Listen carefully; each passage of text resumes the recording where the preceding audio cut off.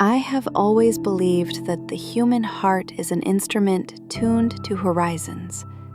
Give us a shoreline, we sketch ships. Give us a night sky, we sketch futures. And yet, for all our drawing, the line that matters most is not the one between sea and land, or day and night, but the one between fear and purpose.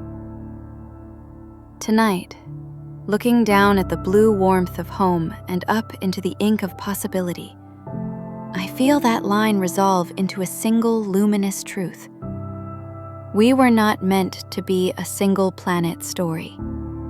Not as an escape, not as a vanity, but as a vow. A promise to those not yet born that we did not spend our days in the shallows when the ocean of the cosmos called our name. I remember my first night far from city lights, how the stars burned like a million quiet promises, each one insisting that distance was only a kind of dare. Maybe that's what we are at our best, an answer to distance. We drift outward because life itself is a tide, and we are its bright foam. We go because staying would be a betrayal of the story we were written to tell. People say Earth is enough. On my gentlest nights, I agree. The color of wheat, the gravity of a child's sleeping breath, rain on a tin roof offering its small religion. But the world has always been more than soil and sorrow. It has been a launchpad for moral imagination. To love Earth truly is to refuse to gamble it all on one fragile card. We talk about the Great Filter as if it were a set of gates somewhere in the silent neighborhoods of the Milky Way, a gauntlet that most civilizations failed to pass. Famine of wisdom, flood of war, the slow poison of apathy. We look up and we hear nothing. Perhaps the filter is behind us and we are the rare survivors. Or perhaps it waits ahead, patient as dusk, asking the old questions with a new severity. Can you grow without devouring? Can you master power without worshiping it? Can you leave home without forgetting why home mattered? Here is the quiet arithmetic of our age. A single asteroid, an engineered plague, a warming world that runs a fever we can't quite break. Each is a reminder that being a single planet species is a beautiful risk we can no longer justify. Insurance, yes, but more than that, a moral horizon. For the first time, we can make a promise not just to the living, but to the unborn multitudes who will inherit the decades we're borrowing. I want to be honest. I love this place, this messy blue paradise. I want to stay. But love, properly understood, does not lock the door. It builds more homes. I have been told that leaving Earth is a kind of infidelity, that to look outward is to forsake the poor, the sick, the damaged dreams uncounted. But this is a false geometry. There is no clean line between here and there. There is only the widening circle of care, and the understanding that new frontiers, wisely governed, feed the old hearths. We learned it before. The space age gave us more than footprints in gray dust. It gave us satellites that stitched the torn seams of disaster with quick relief, weather eyes that watch the brewing tempests, communications that make a single human village of distant strangers. There is a lineage to compassion.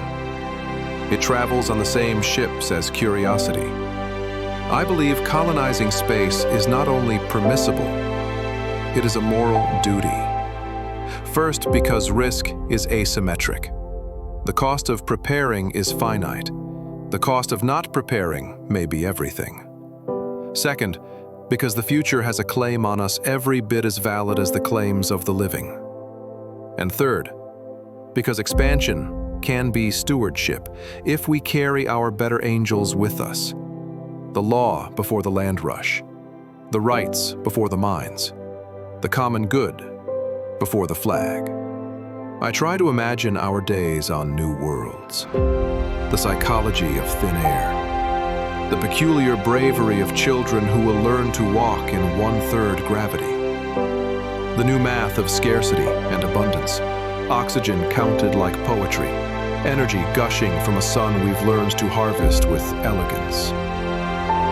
The legality of it all will matter. Property rights that do not privilege the first and the richest, but the many and the future.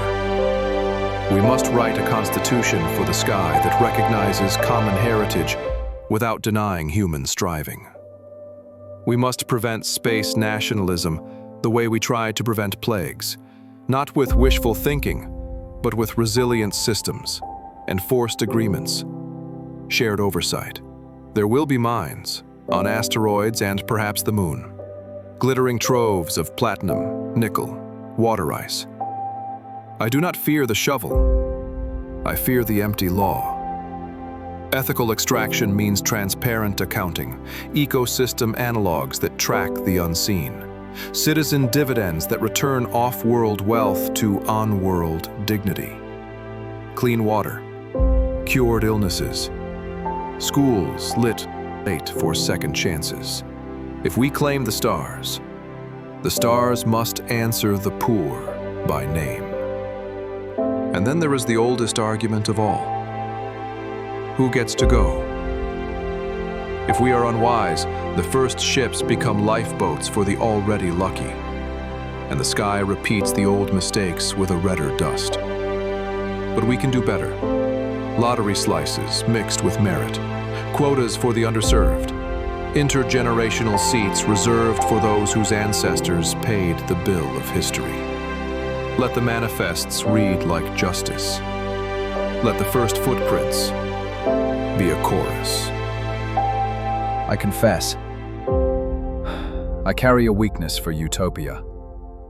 The way sunlight looks when it meets a glass farm on a Martian morning. The solarpunk dream of neighborhoods humming with microgrids. Air warmed by algae ponds singing faintly with life. Automation doing the dull work, so human beings can attend to the noble work.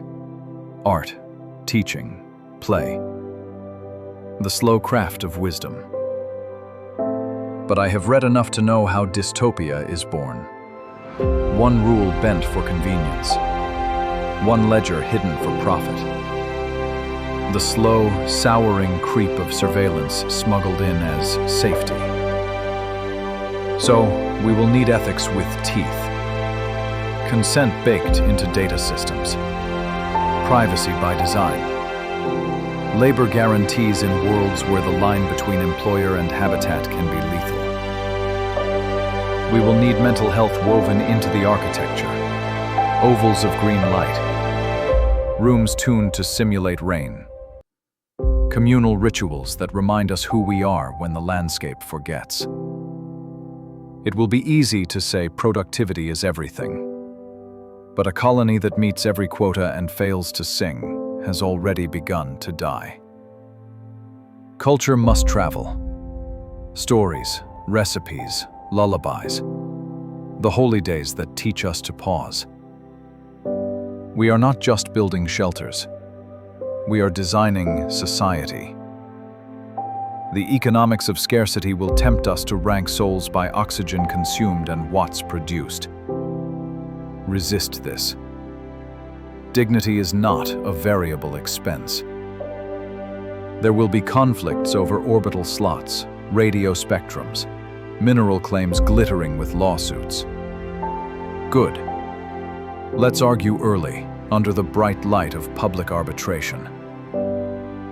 Let's try cooperatives where it makes sense, open standards that keep us interoperable, and emergency mutual aid pacts that make heroism ordinary.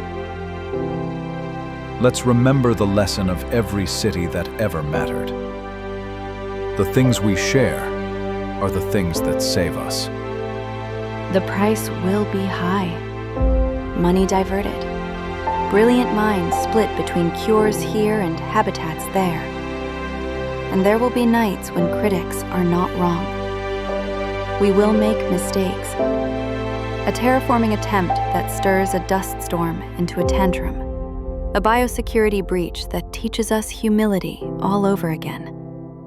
A conflict born from what we thought was a clever clause in a quiet contract. But the price of inaction is a bill with no ceiling. Every year, the climate writes a darker prologue to the century. Every decade, the catalog of risks grows longer, its footnotes more urgent. To build off-world insurance is not to abandon Earth's patience. It is to guarantee that somewhere, medicine survives. A species that can seed worlds, can reseed lost forests, pull carbon with machines, and algae that learned their grace in other gravities. Rebuild coasts with the wealth of the asteroids whose metals pay for levees and schools alike. Who goes first? Perhaps scientists, builders, farmers who can coax life from dust, poets who can remind us why we went, judges who can hold the line, teachers who can shape a child's first memory of sunrise on a different sky. Let Earth's wounds choose some of the travelers, too. Families pulled by flooding and fire, chosen not as refugees, but as founders. Let the manifests include a place called homecoming. Seats for those who will return with new skills and new cures. A bloodstream from colony to cradle. We will need governance not as an afterthought, but as the infrastructure itself.